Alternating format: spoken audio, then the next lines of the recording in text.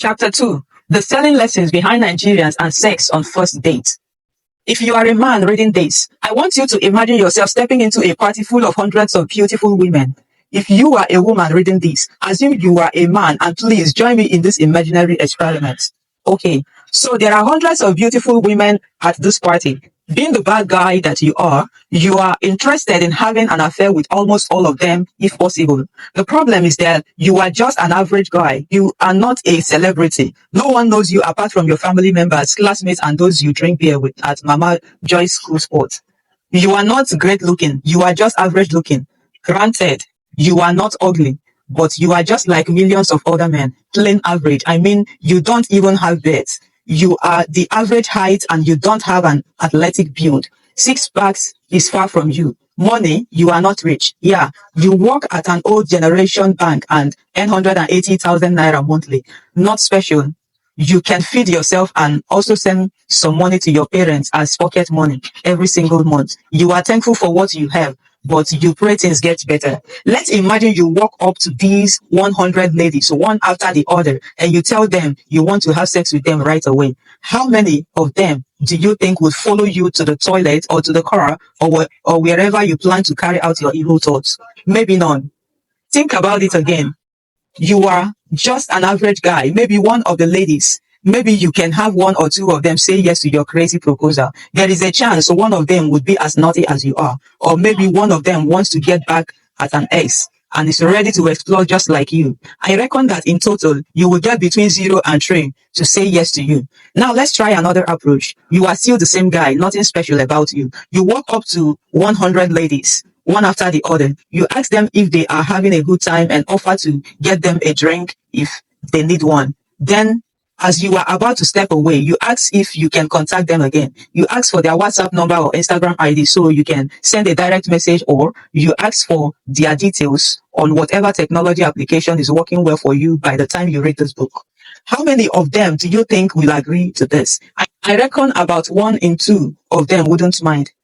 That will be about 50 of them. This is a conservative estimate because I believe more would actually agree if you were very nice and witty with the ladies. But let's stick with 50. So you get the contacts of 50 beautiful ladies. The next day you message them asking if they are okay. She would reply. Some would reply, some wouldn't.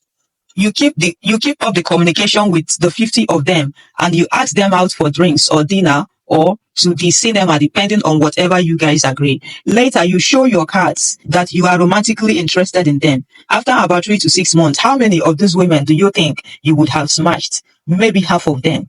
That is 25 of them. Compare that to the first scenario where your chances of having your way was 0 to 3%. Now, we are talking about 25%. That is a jump up.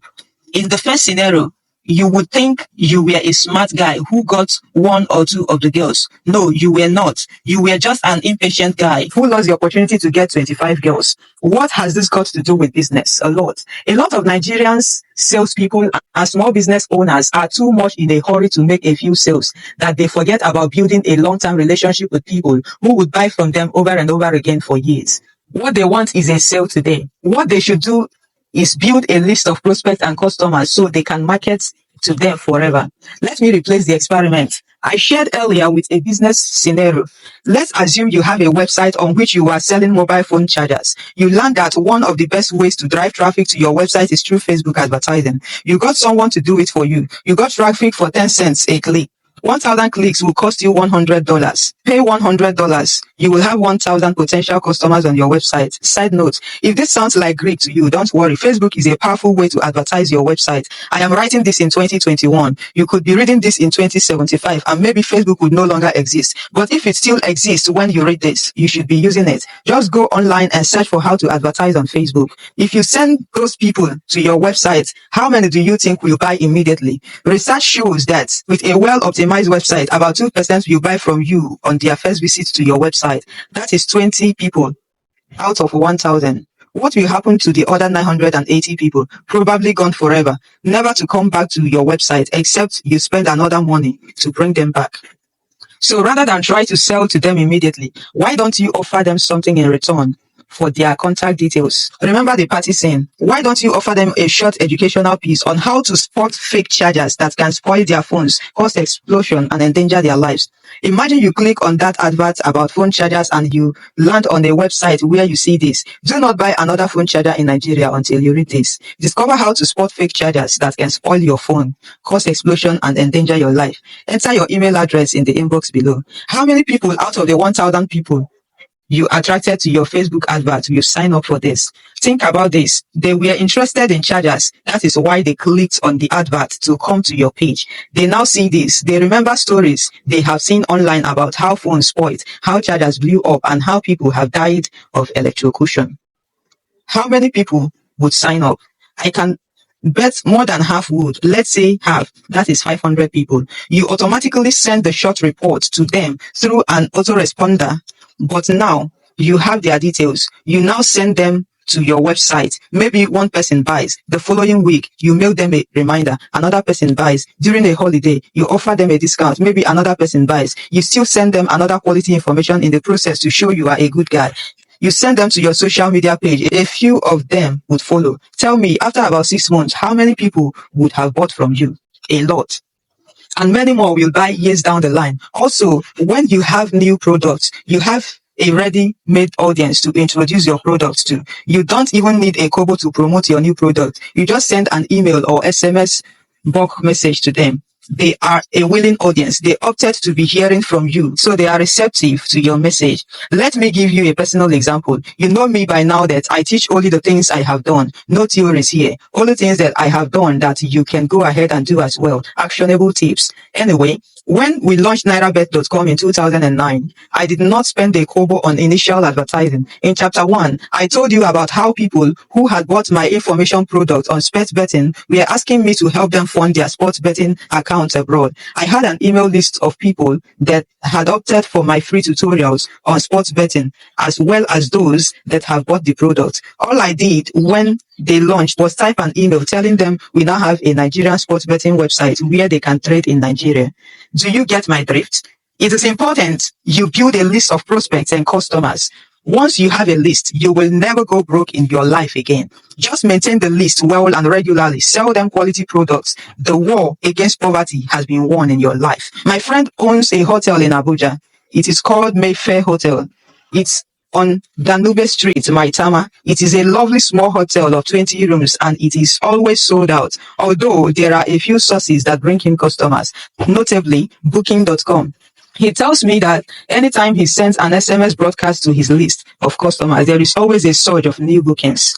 How do you begin to build your own list? Well, I already shared an example earlier with the phone charger business, but what if yours is a totally offline business? How can you go about it? Calm down. I'm a nice guy. I will show you as I teach you about the kinds of lists we have. But before that, I want to talk about the kinds of lists we have. From my experience, there are basically 5 kinds of lists you should have. 1. List of potential customers. 2. List of new customers. 3. List of high rollers. 4. List of cheap customers. 5. List of long-term customers. List of potential customers. This is a list of those who are yet to buy from you, but they are people interested in what you are selling in the industry or market you are operating in. In the phone charger example I gave earlier, everyone who clicked on the Facebook advert to come to the website is a potential customer. Find a way of collecting their contact before you even think of selling to them. If you own a physical store, everyone that walks into your store is a potential customer. When they walk around, engage them and find out what they really want. If they are not ready to buy or you simply do not have what they are looking for, find a way to get their details. If you are a smooth talker, you can get their phone numbers, or you can do the easy thing. Follow them with your business handle on social media and politely ask them to follow you back. Some would not, some would. Those that follow you will likely buy from you in future. Sometimes potential customers are not those that have taken physical actions to come to you. They could be those you met at events like conventions or seminars. Let's say you have a web design business and you attended a seminar of 100 people on web design, or you were invited to speak there. You can get the contact of your fellow attendees or students in case you were the speaker. They are potential customers. Keep them on a separate list and follow up on them later. List of new customers. Many small business owners do not know this, but let me tell you right here, right now, the best set of customers are the customers that have bought from you. It is far easier to sell to them again than to look for a new person to sell to. I'm assuming your product and customer service are great. One mistake business owners make is they assume it's better not to disturb someone that has already bought from you with similar offers. Wrong. That is counterproductive. If you sell cars and someone just bought a Toyota Camry from you, after delivering and making sure he is happy with you, you can follow up with offering him or her another car after a few days. Believe me, he or she is a better candidate than a new person. As soon as he bought that Camry, he would be thinking, how I wish I can get another car so I can bless my parents or surprise my partner. He or she is a prime candidate for another purchase. Make sure you build a list of those that have bought from you, their emails, phone numbers, and every other way you can think of. It is easier to build with a digital business. You can see your data at the back end, but it is not that easy to brick and mortar business like a supermarket or restaurant. It is not easy, but it is not impossible. You can create a special offer for your customers at the payment point or at the exit of the building. You can tell them you are sending them discount coupons to their WhatsApp for their next visit. You thank them for their patronage and say you want to reward their patronage. You then ask for their WhatsApp number so you can send the coupon. There is no one way to do it. I am sure you can come up with something that will suit you.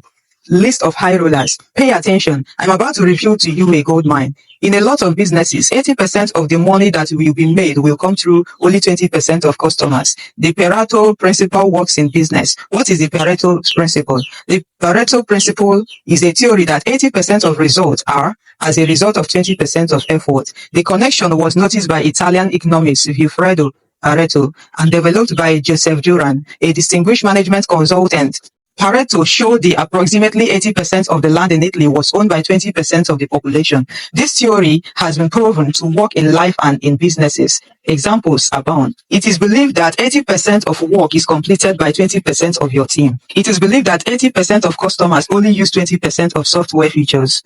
It is believed that 80% of sales come from 20% of your product. It is believed that 80% of sales come from 20% of your marketers. It is believed that 80% of your complaints come from 80% of your customers. It is believed that 80% of wealth is owned by 20% of people.